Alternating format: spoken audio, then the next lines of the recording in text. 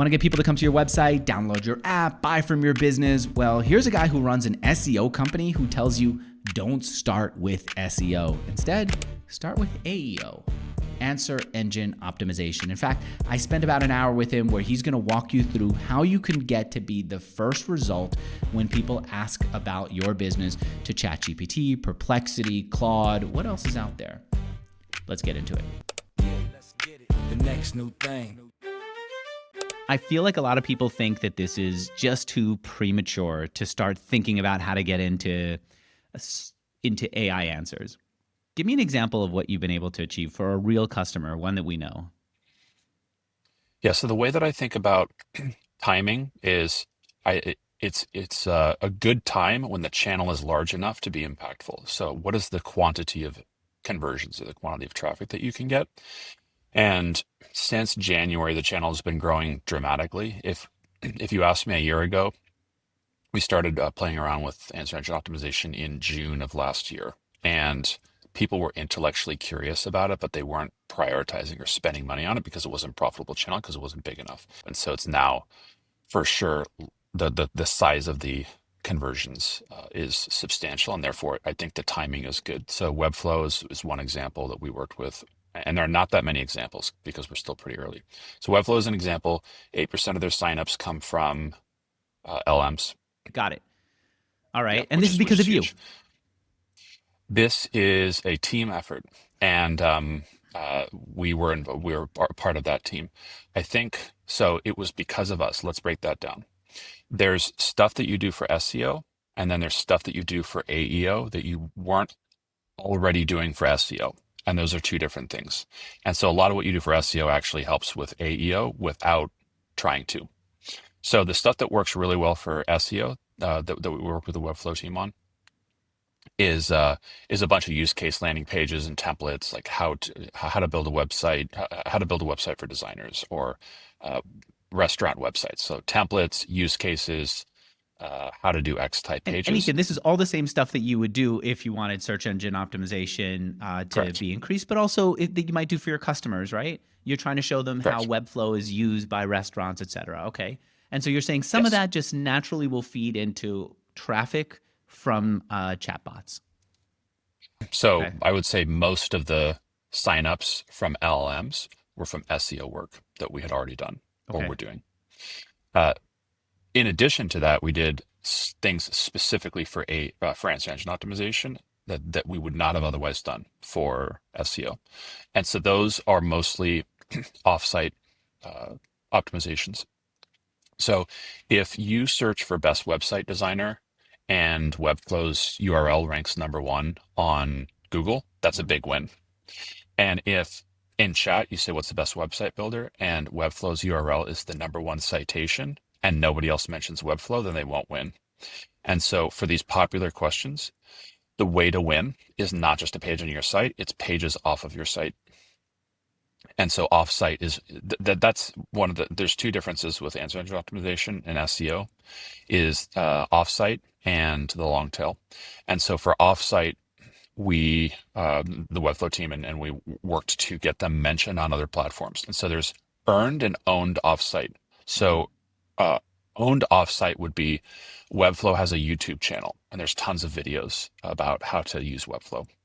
And then Webflow can also engage in Reddit threads. So there's a lot of the Reddit threads either asking about how to use Webflow or asking about how to do things that Webflow can do. And so we collaborated with the Webflow team. The Webflow team themselves. So Reddit's an interesting thing. When you ask growth people really any question about how do I optimize a channel, they immediately anchor to scaling things and to using products in ways that they're not supposed to use them. So as soon as you say, how do we optimize Reddit? The growth person says, well, I need to do hundreds of threads, hundreds of comments, and not use it as a real user, because if I'm using it as a real user, then I'm not a growth person. That's just, I'm just a real person. So I need to do something that I'm not supposed to do. And so the immediate strategy would be, well, let's create a bunch of Reddit spam with hundreds of fake accounts where we're all liking each other and we're creating karma and we're upvoting each other's comments. We say, hey, you should really consider using Webflow. So instead, we helped identify citations on Reddit that were part of the questions that Webflow wanted to win. And then people at Webflow then said, hey, I'm Vivian. I work at Webflow. I'm a real person. Here's some useful information that answers your question. So that's what actually worked. And then similar on YouTube, how to use Webflow. So those are things that, YouTube, they were already doing that, but we could sort of configure the YouTube strategy to be a bit more specific for AEO. The Reddit stuff probably we would never have done for SEO, but then we did a bunch of stuff for SEO that just helped for free in answer engine optimization. But that's generally what worked. So if I'm understanding you right, Ethan, you're saying you go into Perplexity, ChatGPT, Claude, etc. You do a search or you ask a question that your users might ask. You then find a Reddit link as the source. You click over and you say, I'm going to go and answer it too. Or one of the people at Webflow will go in and answer. And what they'll do is say, I work at Webflow, so they're fully open about it, and give a detailed answer. And that's one thing that you all did as a consistent rhythm to your day. And then the second thing, if I'm understanding you right, is just posting YouTube videos, which I wouldn't have thought would help. Does YouTube videos help with Gemini? Does it help with Claude? Does it help with ChatGPT? Where does it work? It generally, so LLMs, the classes of domain types of domains that are cited frequently, video and UGC are huge. Instagram, TikTok, LinkedIn. I am not seeing X that much, and then video and YouTube shows up a lot. And the less entertaining your product is, the more interesting video is. And the reason why I say that is because video is made to be entertaining, and entertaining categories like food, travel, beauty are the most crowded. And the least entertaining things are the least crowded. So website builders is moderately entertaining. We work with a lot of SaaS companies, like payroll management software is not entertaining at all. So these are not crowded. And so the less entertaining and more niche but high LTV your product is, video is the most interesting. And it shows up a lot. And there are all these AI adjacent channels. So there's answer engine optimization. And then there's stuff that's next to answer engine optimization, which is Reddit, affiliates, video, LinkedIn, Instagram. And a lot of these have not been optimized. And actually each has its own unique special strategy that's completely unrelated to answer engine optimization, but it's adjacent to it.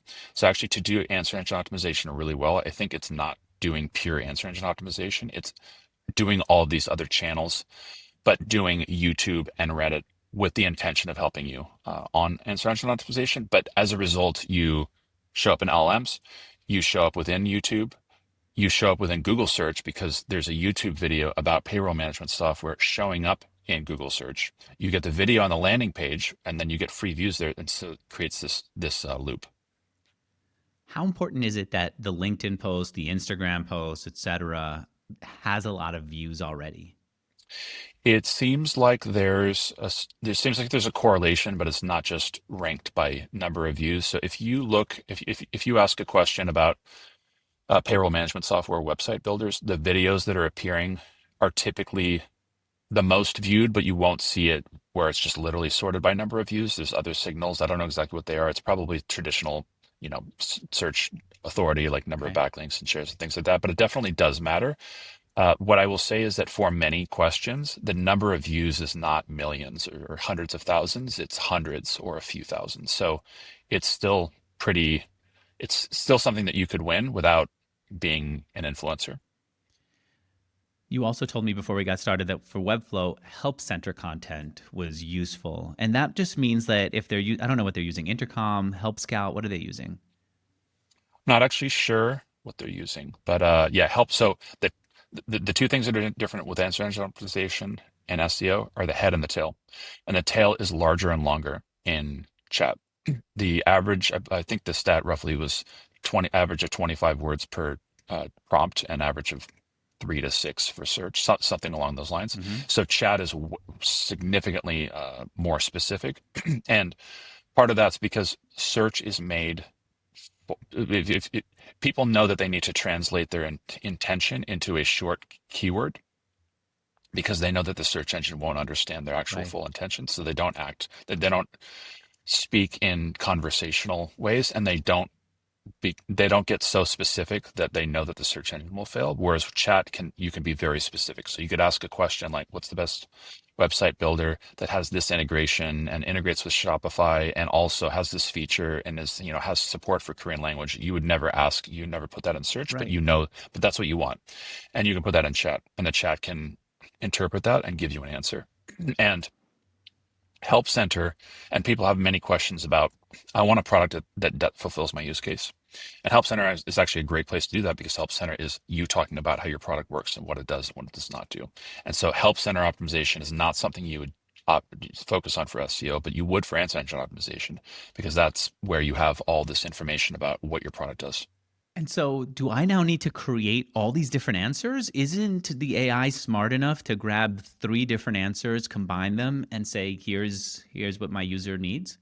Yes, you do not need to create millions of pages for every single question.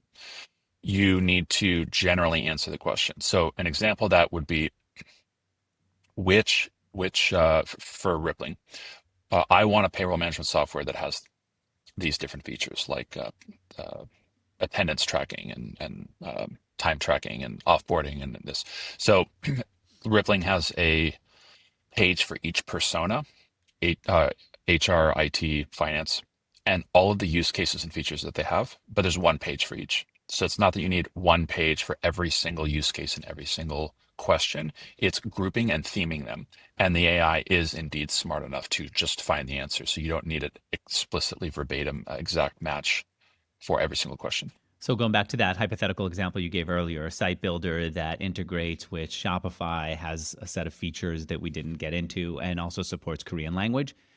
One page could say, here are all the languages that we support. Another page can say, here's a list of all the features. And then another could say, this is a list of integrations, and including Shopify, maybe even have a Shopify only page.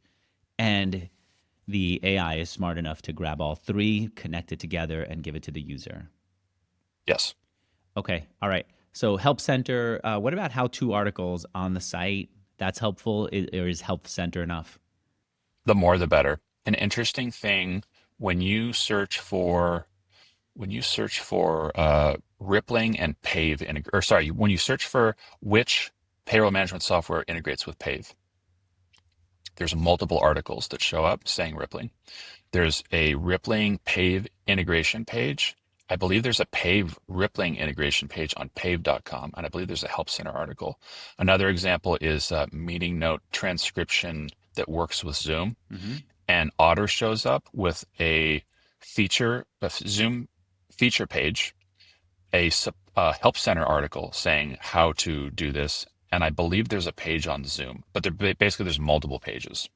And all of these are getting Otter to show up.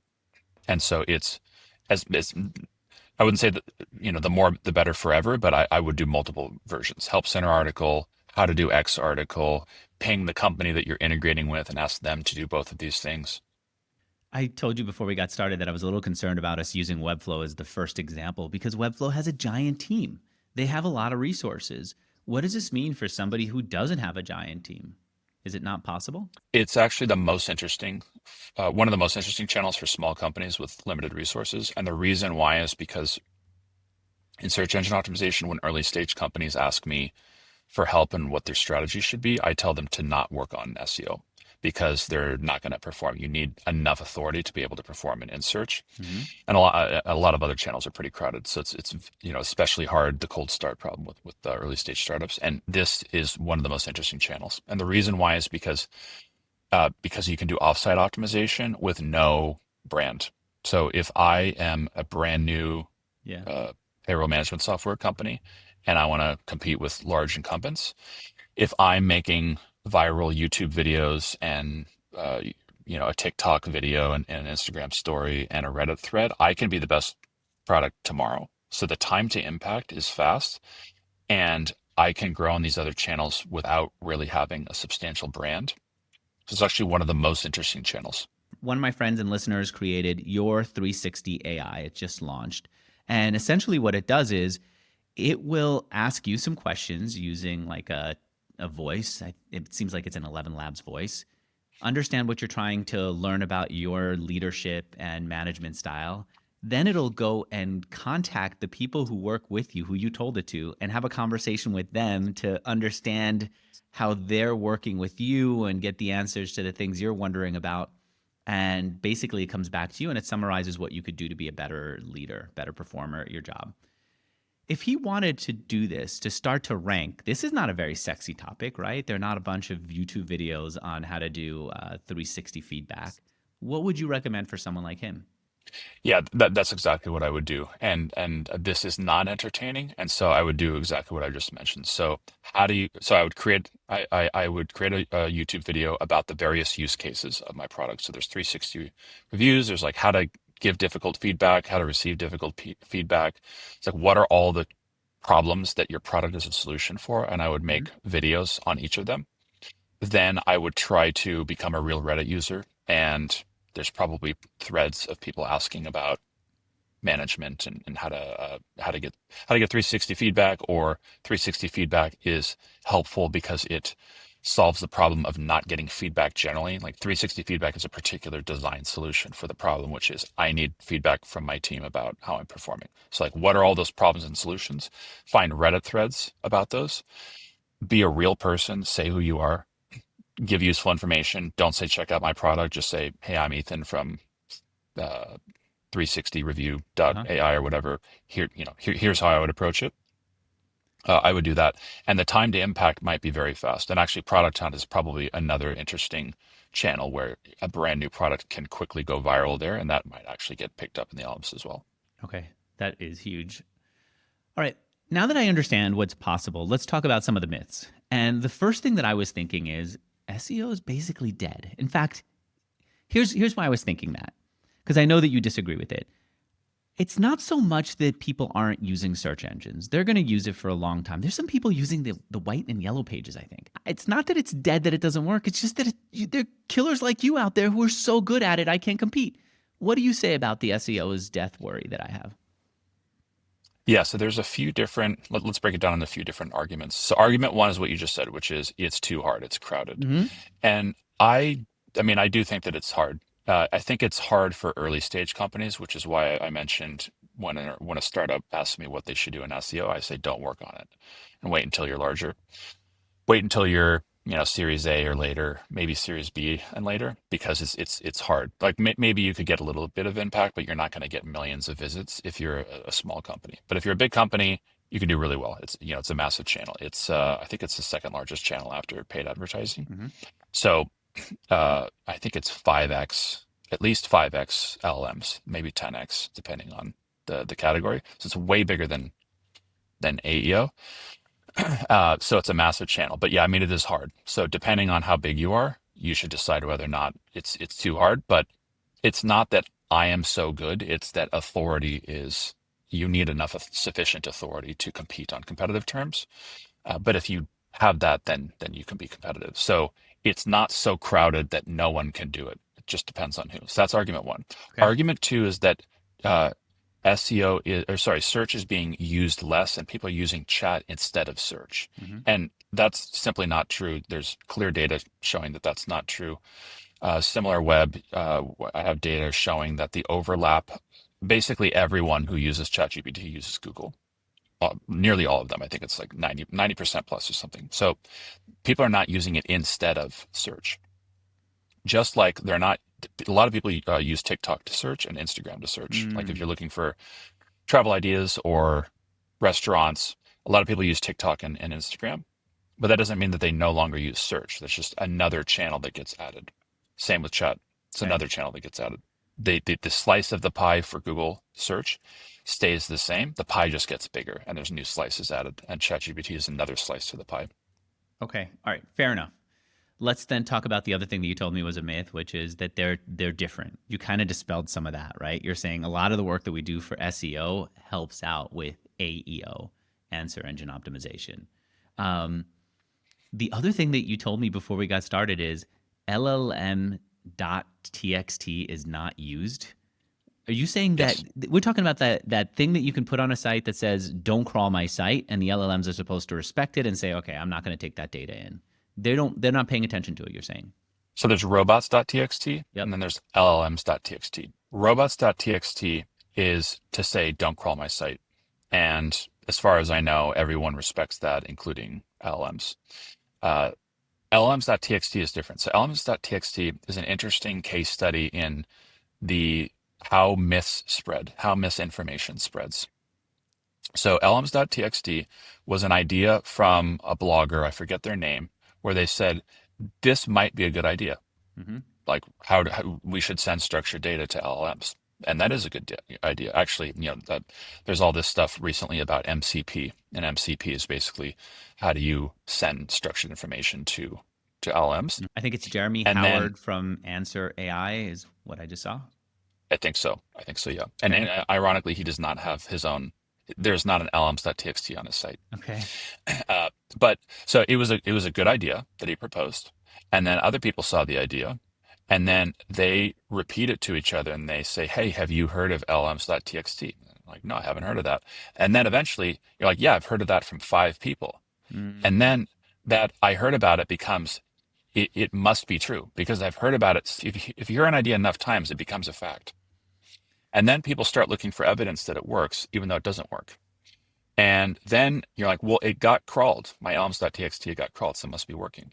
But of course, any page on your contact page gets crawled. The fact that it gets crawled doesn't tell you anything about whether or not this is an accepted structured protocol for sending information to LLMs.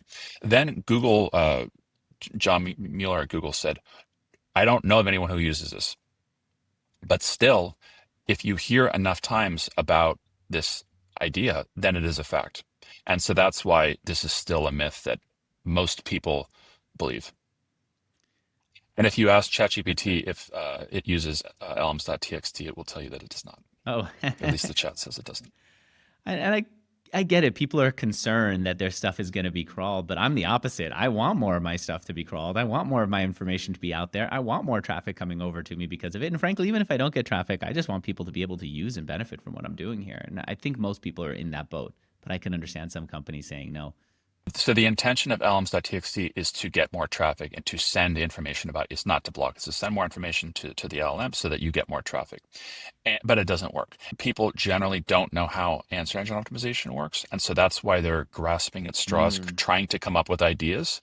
And if those ideas sound like they might make sense and they get repeated enough times, those those myths become facts. And LLMs.txt is one of many examples of false information and myths. Okay, so then how do you know if something works? They're not telling you what you should be doing, right? And you're trying to get an advantage over anyone else who might have any publicly available information.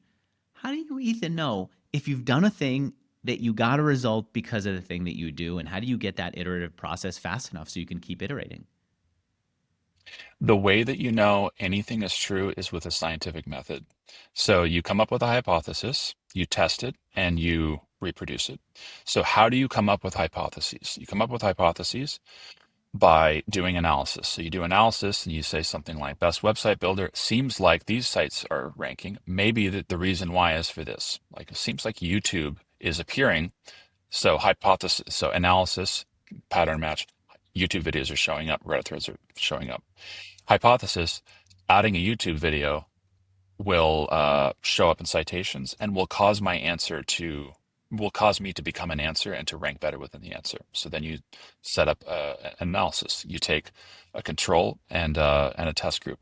So for Webflow, there's 100 topics or 100 questions we want to rank for. For 50 of those, we're not going to do anything. And for 50 of them, we're going to do something. We're going to add YouTube videos for those 50. I'm going to set up tracking for all 100 for, let's say, for 2 weeks, 4 weeks, so that I have a baseline. And then for these 50, I'm going to add YouTube videos. And for these other 50, I'm going to do nothing at all. And then I'm going to see if the ones with YouTube videos showed up. So did the YouTube video appear in the citations? And did my answer go up? And then I look at that. The reason why the control matters is because LLMs are growing a lot and charts are just going to naturally go up because they're growing a lot.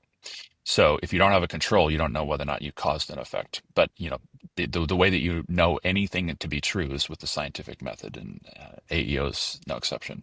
And so we're looking at maybe 4 weeks to get a result. Do things? I'm right? I'm looking at your face to try to get a sense of it. Yeah. I would probably do 2 weeks pre, and I would do 4 weeks post, so 6 weeks total. And then don't things change so fast that by the time you get your result, the whole thing could have shifted? No, No, they're not no, changing that much. no. And there's models, and I wouldn't say that they're dramatically changing. Maybe like, when is there a new model? Every 6 months or so. I see. So, if there's like GPT-5 and 4 are different. And so I would say that you would get noisy data.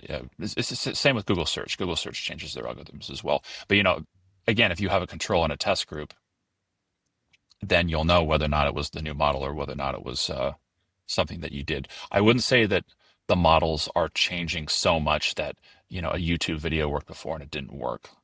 I wouldn't expect that the underlying strategy to wildly change within 6 weeks. It's possible, but the new models come out, I think, every 6 months or so. So I heard you say on Lenny's podcast that affiliate mentions help. Affiliate are basically people you pay. With Google, you have to disclose that, and and it's not as effective to get them to link. What is it like for LLMs? it does work in Google. If you search for the best credit card in Google, you'll get a bunch of affiliate sites, Right, and right. that's been true for a long time. And it works in LLMs. Tech Radar is a good example.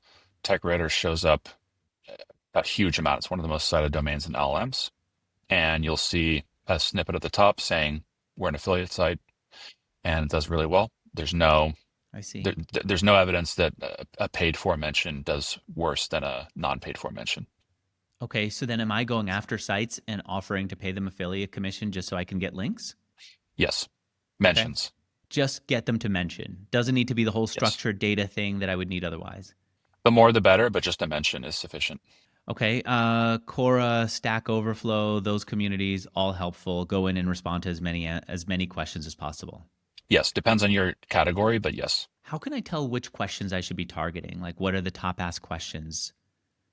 Yeah, there's what would be great is if ChatGPT gave us ChatGPT Search Console, like Google Search Console. I said, here's the Right. search volume for these prompts, but they don't do that.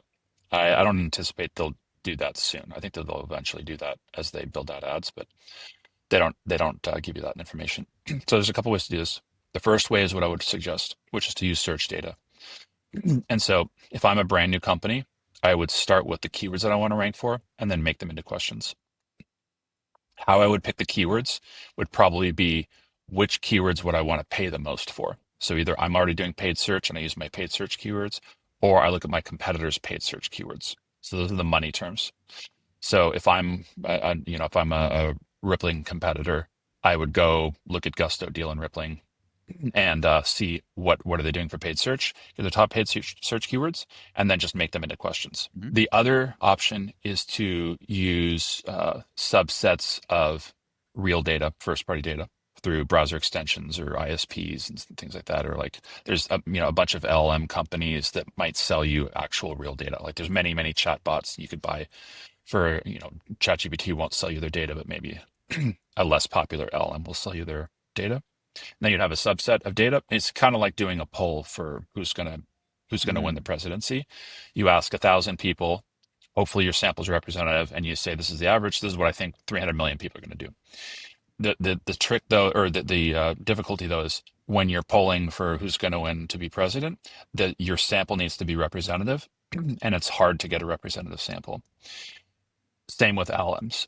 It's hard to get a truly representative example of the whole world or of the United States. Also, I mentioned that the tail is larger and longer. So that means that having these subsets of data, the smaller the subset, the less it'll tell you about the tail. Now, if you had first party data from everyone, then, or for half of the world, let's say, that would be great. And then you would have very accurate information. But, it comes down to what's the size of the sample that you're going after and how representative it is. Uh-huh. I'm skeptical that there's enough information to do that really well, which is why I say I would just use search data for now and then wait for ChatGPT to give you the real data. Are there any chatbots that are making their data available, that are selling it? I think so. I think I talked to one that was considering doing that. So I think that I mean, there's all these chatbots that are not monetizing well, Yeah. and they need to monetize. I wouldn't say that there's a known marketplace for chatbots selling their data, but I think that they would sell it to you. But if I'm working with a chatbot that is made for uh, dating, let's say, like Hmm. my AI girlfriend, I don't think that that's going to tell you. Right. I don't Of think that's course. going to be useful for Webflow to know what they should be doing. And I think a lot of these chatbots are very specific applications. So again, it goes back to, is this a representative sample? I imagine it might be one of these like iPhone apps that somebody built that people have on their phones. Is that right? That would be representative. But I guess at this point, everyone has ChatGPT and Gemini. Why do they need a third one of these, or Perplexity? The majors are all over. Usually the other ones that are used a lot are application specific, like my AI girlfriend or my AI doctor or my AI My customer AI support SaaS person. partner or my AI Yes. business coach. Got it. And then if I find one that's specific to my industry, then I can go and buy their questions. And I've got something that's related, at Yeah. least to me. All right. I got you on this. Okay. You said that there isn't a search console available. What tools are available right now? Could you give me a list of some that are useful? I have a list of 60 tools on our website. So if you search for AEO tools, you'll It's probably get our page with 60 plus of these tools. the one that's right at the top of And your site. yes, Okay. and they are all useful and they all do tracking. So some of my favorites are Peak AI and Scrunch and Surfer and Athena. I actually know all of them. Personally, I have no financial relationship with any of them, but they're all really good tools. And then there's 56 other good tools. So I would pick one of those. These all do answer tracking. None of them do optimization yet. So there are tools that will start to do optimization. And I believe by the time this podcast gets published, Mhm. ClearScope will show the first optimization tool. So ClearScope pioneered content scoring for search, where you take a keyword like website builder, and then it gives you like a Grammarly report, but it's for SEO. Like, include these terms. This is how your page is going to perform in search, and you get a B minus. And if you add these words, then you'll get an A plus. The exact same thing can be true for LLMs. We can have a content scoring tool. So then they're launching that imminently, and so that'll be the first content scoring optimization tool for AI. And then you're going to see that probably a bunch of people are going to copy them as they copied their SEO version of that. They'll copy the AI version of that. But so there's tracking tools. There'll be content scoring tools. There will probably be other tools, like there might be tools around finding questions. We actually have a tool to find questions. It's like medium quality because we're using search data. But those are the three classes of tools. But today there's tracking tools, and then soon there will be these find me questions and then optimize my content. All right, I see the tools. It's in a different site, a section of the site, and it really is an overwhelming list of tools. Yes. And also the funding rounds. It's not the one that I thought earlier that's linked to at the top.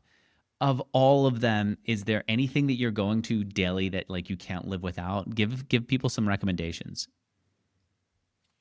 I think all of them, all their core use cases you can't live without. So All core six. use, core, uh, well, they all have the same feature I set, see. which is You're just tracking. saying, look, pick these use cases, and then here are the different tools that exist for them.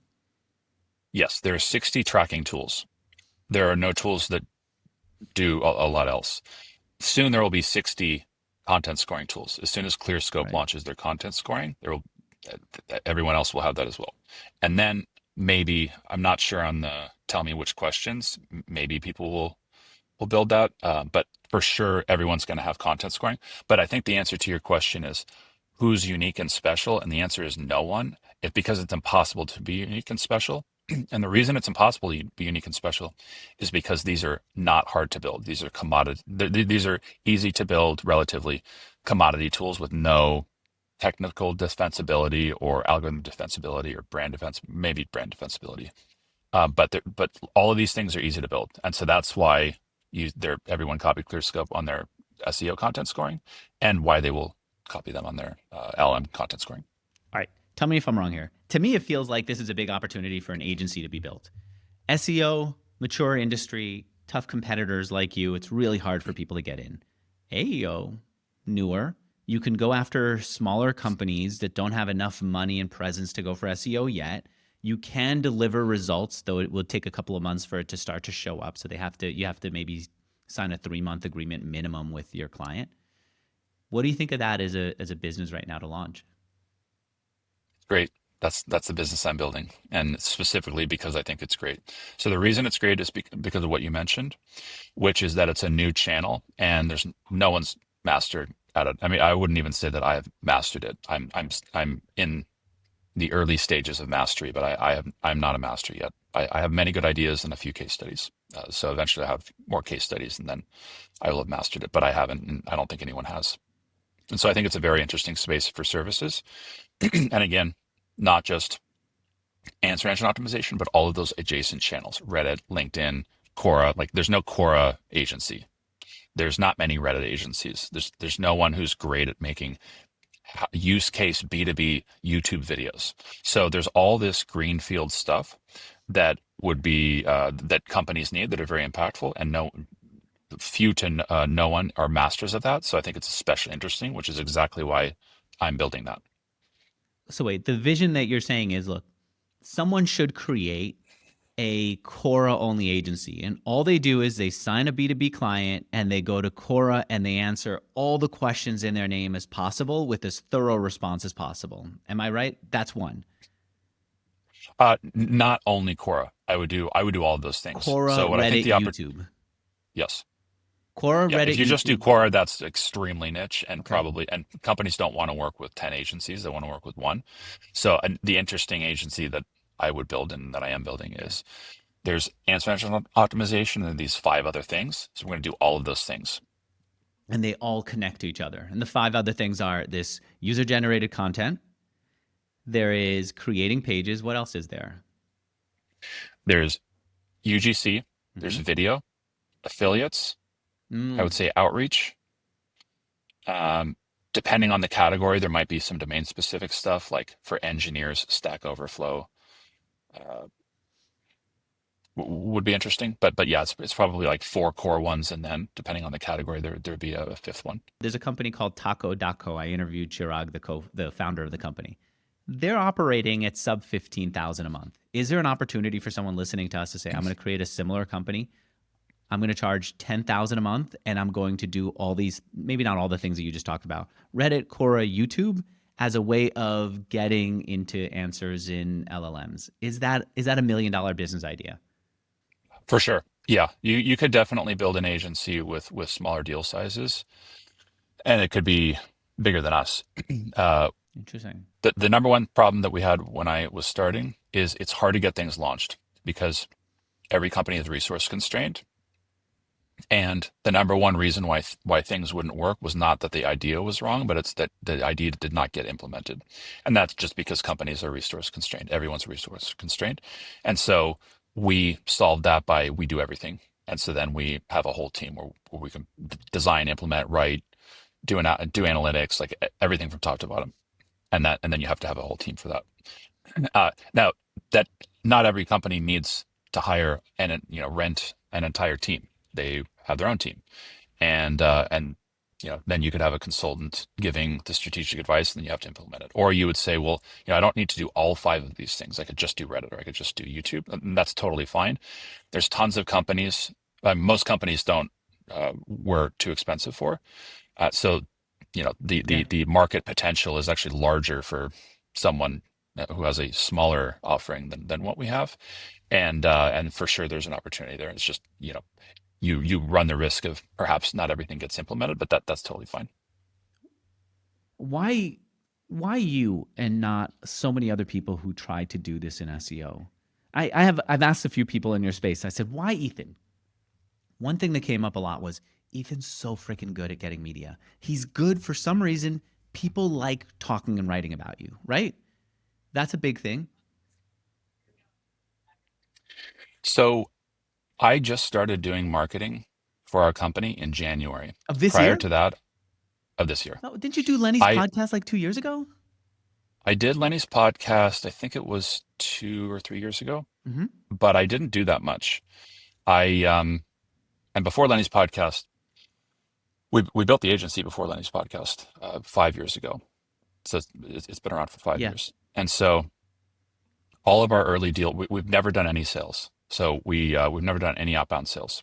And all of our deals early on were referral based. So it's just people that I knew or people asking who's good at something. And so that was caused by doing really good work and getting great outcomes, and then people refer. And so then I finally did marketing in earnest starting in January. It's a lot of work to do marketing because there's traditional marketing and then there's the marketing that we do. Traditional marketing is mediocre content, and that does well, but I don't want to do mediocre content. And I cannot hire someone to do my thought leadership for me. I have to personally do this. And it's very challenging to write a 5,000 word article about how to do answer engine optimization. And so then I just didn't do that until January. So then I said, I'm just going to spend my weekends writing out all of my ideas into content, and hopefully it does well. And then it did better than I expected. So the marketing is only, like the marketing in earnest has only been around for 10 months. So phase one is just do really good work, and then people will tell others about it. And then phase two is describe the ways that you did that great work and then market it. What's been the ways that you've been describing it? I see you on LinkedIn. You've got posts. A lot of the posts are kind of referring back to things that you've done in other places, like a blog post, like your most recent Lenny podcast. Where else are you writing and posting the stuff that's actually useful? I write playbooks and studies on our site. So we do how to do answer engine optimization, or how to do internal links, how to do topical authority. So we have long posts on our site. And then we have studies. So the studies we have, there's almost very little studies in our category. I think Ahrefs and SEMrush both do pretty good studies, but there's not a lot of original research. And so we just do original research. Like we just posted an original piece of original research showing that half of the content published on the internet is generated by AI, and no one had looked at that. So we post that on our site, and then I write about that in LinkedIn posts, and then I do webinars like this one, and that's it. And I just started using Reddit, so I'm starting to comment on Reddit threads, but I'm like 2 weeks in. Personally going in and doing that 100% of the time. No one ever does that on my behalf, because I could delegate mediocrity, but and mediocrity works, but that's not what we do, and so I have to personally do it.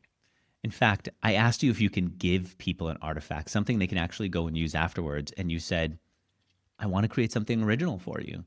And so you said, I want to create an AEO roadmap for your listeners. What's the AEO roadmap? I'll answer a different question, then I'll answer that question. So the biggest problem in SEO is wasted time. Most things don't work. And so most of your time is on things that are true, but zero impact. And so we did a webinar with Reforge about the 5%. And so there's a few things that are very impactful in SEO. And so we built a roadmap out of what are the few things that are impactful for SEO, and only do those things. And then I think we want to build that for answer engine optimization. Now, how do we know what's impactful is to do a bunch of experiments and have a bunch of case studies. And we only have a few. We don't have 50 case studies. So I think I know what are the few impactful things. And so those impactful things are just do SEO, like do all the things that you do for SEO, number one. Number two is the head, which is owned offsite. So Reddit, YouTube, affiliates. It's like do that. And then the tail, which is help center. And so what I think my roadmap would be is step one is what questions should I care about? So I start with my search or paid search keywords that I care the most about. Step one. Step two, make them into questions. 3 is track them, put them in any of the 60 tools that I mentioned and track them, and then figure out what's being cited. And then when you figure out what's being cited, do citation optimization. Probably it's going to be some mix of Reddit, YouTube, affiliates, maybe some other stuff for your category. And then I would build strategies for each of those. And then I would do the long tail, which is help center, use case pages, integration pages. So that would be my roadmap. All right, 2 questions before we end. The first is, if I want to brag about this interview and I want to brag about you, but you've been very sedate here and very like humble, and that's not enough for me to get a good hook and good social post for getting people to come back and read this. Give me a couple of things that I could say that would tell people Ethan is a freaking baller. You got to come and listen to him. What would that be? Or Graphite, let's say, are freaking ballers. Well, people will tell me that I make Mark Zuckerberg look animated and like a really cheerful person. So one could argue that the level of sedation makes me unique and therefore provocative and memorable, which I think is probably, at least the memorable part, I think is true. But your question is, what's something remarkable and memorable about me? Is that correct? He was able to do this, then you better pay attention. Well, one of the projects that I'm most proud of is working with the masterclass team to build out their content and SEO strategy. That did very well. I think a lot of it definitely influenced many other SEO strategies. So I think that's one of a few projects that I'm most proud of. I would say I also played a significant role in the 10 best X for Y title tags, like 15 years ago. And then I also played a substantial role in the download interstitials that said, sorry, you can't use the mobile website. You have to download the app. And I was not the only one, for either of those, but I definitely helped proliferate both of those, which I wouldn't necessarily say were good contributions for the world. But the masterclass SEO, I use my talents. I'm on for your good LinkedIn profile right now. I look at masterclass. It says you were an advisor, and then it says, basically, you helped grow organic growth. There's no numbers, 2 sentences. Like, what were you able to take them from where to where? Well, they didn't have SEO before. So Okay. Right. And then I worked with their team. I mean, their team is, it's interesting. There's the LinkedIn mafia and the PayPal mafia, and then there's the masterclass mafia, I think. So the people that I worked with are all doing amazing things, like the CEO of AirOps, Alex, I worked with at Masterclass, who's now building AirOps, which is like a hugely successful company. So yeah, there was no SEO. We built the strategy from scratch. I don't know exactly what it went to. It's probably 10 million plus per month, but 10 million plus what? that did really well. SEO? I believe it was 10 million visits a month. I'm not certain, but it was a substantial amount of traffic. Okay. And then, working with that team, working with Alex, working with Nairi, a few other people, Mallory and Hillary, are all on doing amazing things. I was not, a full-time employee, but I would like to think of myself as sort of a peripheral member of the Masterclass Mafia. All right. Close it out on a personal note. You and I both added to our list of interests over COVID the exact same thing. You showed me a photo, which maybe we can flash on the screen here. You got to tell people about it because I think this is so freaking fun. When the quarantine started, I always like to think of constraints as opportunities. And so I have a design background. And so adding constraints actually allows you to come up with interesting design solutions that you wouldn't have come up with otherwise. And so I cannot leave my house. How do I make my house the most amazing place possible? I like nature. How do I bring nature to my house? So I have a place in San Francisco and I have a garden. And I said, I'm going to get into starting fires. Starting fires, hopefully contain fires. Yeah. And so I got a fire pit, and actually I had a old cast iron oven from 1880. And it was just sitting in the corner of the garden. I'm like, I should use that. So then I ordered, and I need really premium wood. So like, how do I bring nature? How do I make this fire amazing? So I ordered wood online that's delivered from Chico. That's old walnut and almond trees that no longer bear nuts. And then that's all chopped up. And then I would chop wood in the garden to fit it in the small hole of the old cast iron oven. And then I would have fires out in my garden. And also an interesting thing was that during the quarantine, I would see all these birds that I had never seen Yeah. before. And, firefly or not fireflies, but like interesting insects because nature could now roam free because there aren't humans destroying their habitat. So I would just hang out in the garden and have a fire and look at the birds, and it was great. I did the same thing. It was so great to sit in the backyard staring at a fire. Even though I had my phone in my pocket in the beginning, I would find myself listening to music or I would find myself reading my Kindle. I then eventually took a tent back there and I would just go take some space. And now building a fire, sitting around it is just part of something that I do since I moved to Texas, especially even more. But it's such a good bonding experience with people. There's something about just staring in the fire and letting your conversation go that's been amazing and amazing. And I think that I used to expect it to be something that you could only do in places like Texas where you have a lot of land. San Francisco, you got a little backyard. You could make a wonderful fire. I never thought to go to Chico. This is Chico, California, and get special wood for it. I totally get it. It creates the vibe. All right. Thank you so. Yes. Buy a fire extinguisher.